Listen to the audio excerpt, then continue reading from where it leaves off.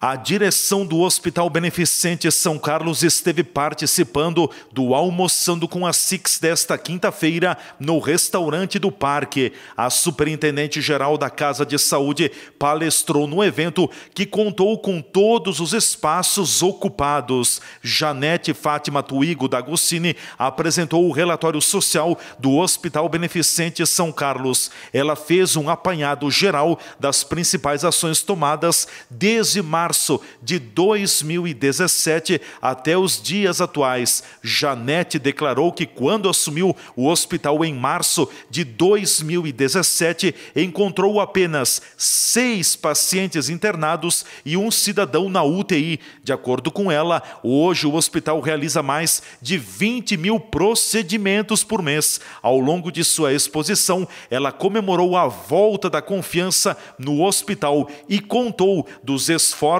para renegociar as dívidas bancárias e com fornecedores. Janete Tuigo D'Agostini também confirmou que o São Carlos já pagou a primeira parcela do 13º salário.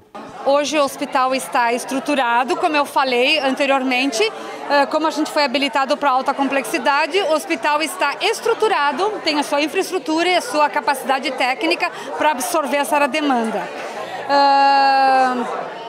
Está sim funcionando a pleno vapor. É claro que agora, no final do ano, poderá dar uma diminuída, mas nós estamos assim com a nossa produção dobrando a nossa produtividade, e isso é muito importante, porque a estrutura fixa do hospital, ela permanece com 1 ou com 100 pacientes, e a gente está assim com uma taxa de ocupação acima de 60%, coisa que no passado era muito baixa, então ele está melhorando gradativamente.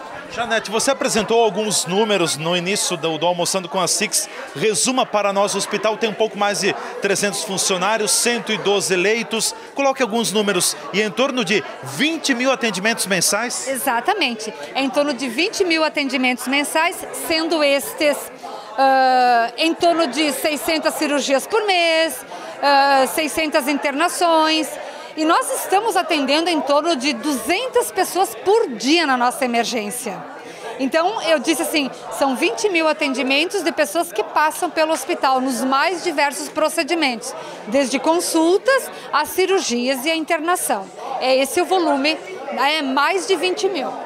Quais são as fontes de receita do hospital hoje? Hoje, as nossas fontes de receita são na esfera federal, estadual e municipal, dentro daquilo que nós já temos contratado, e algumas fontes de receita são de convênios, né? De convênios, mas o nosso maior atendimento é o SUS ainda.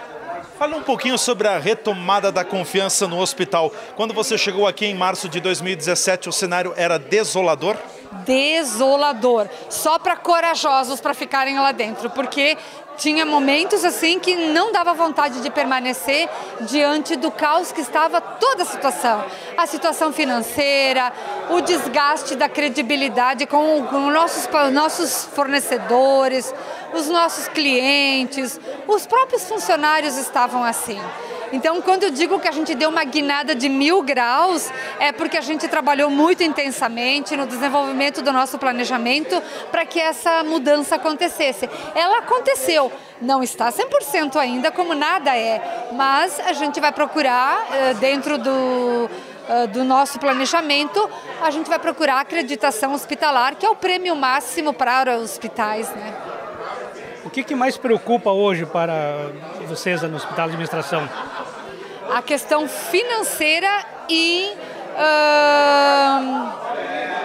a tecnologia, né? Que a gente tem que estar sempre avançando, sempre qualificando a área tecnológica do hospital. E a questão financeira, o que mais me preocupa são os tributos, como eu falei. Os nossos tributos a gente está pagando o passado, mas o presente a gente ainda não conseguiu pagar. Eu ainda continuo com esse déficit. Então, isso é preocupante. Quando você chegou aqui em 2017, havia menos do que uma dezena de internados no hospital? Exatamente. Tinham 6 internados em fevereiro. Foi o caos, assim. Aí em março começou a melhorar um pouquinho e depois que deslanchou mesmo foi mais o ano de 2018, quando os médicos começaram a retornar. Mas foi assim uma situação terrível e eu estava comentando outro dia com o nosso time ali do hospital, que voltando para trás, eu disse, não sei como é que a gente conseguiu superar tudo isso. E a gente consegue porque a gente tem vontade de melhorar para poder atender a comunidade. Como foi feito, o que foi feito para retomar a confiança dos médicos e promover o retorno dos pacientes? Como eu apresentei aqui, nós adquirimos alguns equipamentos que eles queriam para poder realizar novas tecnologias dentro do hospital. Para isso também tem que ter equipamento diferenciado. E eles começaram a ver a mudança interna do hospital. Os próprios funcionários, os processos, o pagamento em dia fez com que eles retornassem. O pagamento em dia fez com que eles retornassem assim, imediatamente, né? Eu disse assim, olha, quando eu cheguei, eu vou me comprometer com o presente e o passado nós vamos colocar num fluxo de caixa. E eles confiaram. E eu vou dizer também, como eu trabalho há mais de 30 anos na área hospitalar, a gente tem algumas pessoas que conhecem, que podem confiar nas palavras da gente. O próprio Dr. Leonardo Brutomeso, nosso diretor técnico, é uma pessoa muito importante e os médicos retornaram por essas mudanças, né? A questão financeira, a questão de nós estarmos à frente disso, a diretoria muito presente. E outro fator que contribuiu foi que os médicos perguntavam, mas o hospital é de quem? É do poder público? É de quem? É da comunidade? O hospital é uma instituição filantrópica, porém privado. O que é o privado? Ele tem uma diretoria, como a gente tem, um conselho, e nós apenas prestamos serviços para o poder público. O hospital não é do poder público, né? É da comunidade em geral. Isso ajudou muito para que os médicos sentissem segurança no seu retorno. A questão da participação dos municípios, já que é um hospital regional. Sim, os municípios, eles participam com o per capita dele. Esse per capita vai vir para a Farroupilha, para o Fundo Municipal de Saúde, né? E depois é repassado ao hospital. Essa foi a nossa negociação.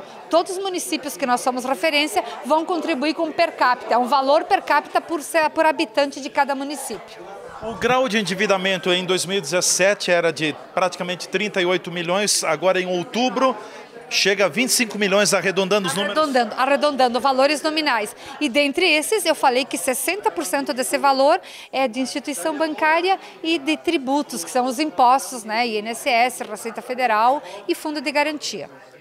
O hospital está tendo mais produtividade hoje, por exemplo? Quantos internados nós temos? Sim, ele praticamente dobrou a sua capacidade. Nós estamos hoje com uma taxa de ocupação de 70% e dobramos o número de cirurgias. Eu apresentei aqui que chega em torno de 500 mês, mas chega a 600 cirurgias mês. Então a gente praticamente dobrou. É isso que faz movimentar e faz entrar recurso para que a gente possa pagar, né? E continuar. Em termos de equipamentos, também um bom investimento. Por exemplo, temos um equipamento que só o São Carlos e o Hospital da Unimed tem. Exatamente. Que são os monitores que analisam os gases. Praticamente é o anestésico que entra no corpo humano, né? Então ele é todo controlado, os anestesistas controlam isso para que o grau de sedação seja menor, o grau em que a pessoa fica anestesiada seja menor e ao acordar que seja menos traumático. Janete, o pagamento do 13º, a primeira parte, agora final do ano, os compromissos dobrados, está assegurado isso? O hospital enfrenta dificuldades no fluxo de caixa? Nós já pagamos a primeira parcela do 10º, porque eu tenho também questões que eu tenho que controlar toda a entrada de valores por causa de bloqueios judiciais ou coisas assim. Então nós já pagamos a primeira parcela do 10º e agora estamos buscando uma alternativa para a segunda parcela.